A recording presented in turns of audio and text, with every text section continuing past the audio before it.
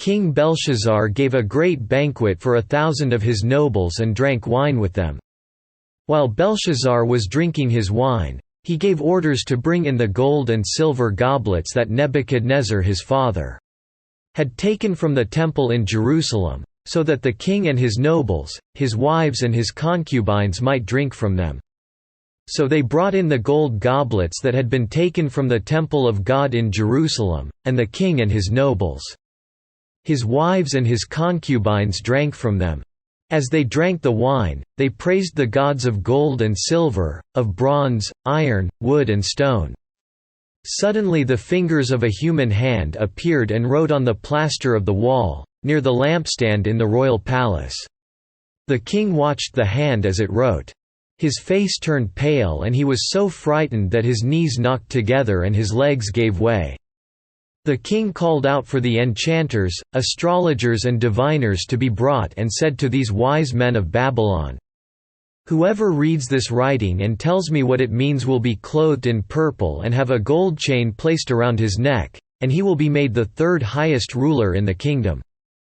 Then all the king's wise men came in, but they could not read the writing or tell the king what it meant. So King Belshazzar became even more terrified and his face grew more pale. His nobles were baffled. The queen, hearing the voices of the king and his nobles, came into the banquet hall. "O king, live forever," she said. "Don't be alarmed. Don't look so pale. There is a man in your kingdom who has the spirit of the holy gods in him. In the time of your father he was found to have insight and intelligence and wisdom like that of the gods. King Nebuchadnezzar your father the king, I say appointed him chief of the magicians, enchanters, astrologers and diviners. This man Daniel, whom the king called Belteshazzar, was found to have a keen mind and knowledge and understanding. And also the ability to interpret dreams, explain riddles and solve difficult problems. Call for Daniel, and he will tell you what the writing means."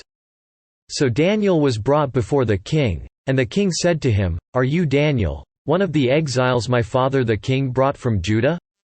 I have heard that the spirit of the gods is in you and that you have insight, intelligence and outstanding wisdom. The wise men and enchanters were brought before me to read this writing and tell me what it means, but they could not explain it. Now I have heard that you are able to give interpretations and to solve difficult problems. If you can read this writing and tell me what it means. You will be clothed in purple and have a gold chain placed around your neck, and you will be made the third highest ruler in the kingdom." Then Daniel answered the king, "You may keep your gifts for yourself and give your rewards to someone else. Nevertheless, I will read the writing for the king and tell him what it means.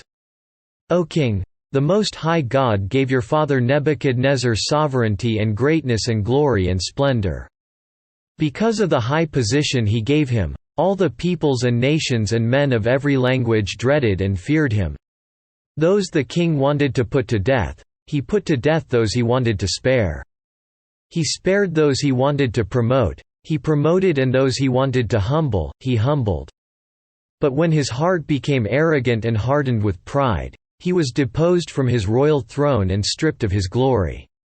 He was driven away from people and given the mind of an animal, he lived with the wild donkeys and ate grass like cattle, and his body was drenched with the dew of heaven, until he acknowledged that the Most High God is sovereign over the kingdoms of men and sets over them anyone he wishes. But you his son, O Belshazzar, have not humbled yourself, though you knew all this. Instead, you have set yourself up against the Lord of heaven. You had the goblets from his temple brought to you, and you and your nobles, your wives and your concubines drank wine from them. You praised the gods of silver and gold, of bronze, iron, wood and stone, which cannot see or hear or understand. But you did not honor the God who holds in his hand your life and all your ways. Therefore he sent the hand that wrote the inscription. This is the inscription that was written: Mene, Mene, Tekel, Parsin. This is what these words mean: Mene, God has numbered the days of your reign and brought it to an end. Tekel, you have been weighed on the scales and found wanting. Peres, your kingdom is divided and given to the Medes and Persians.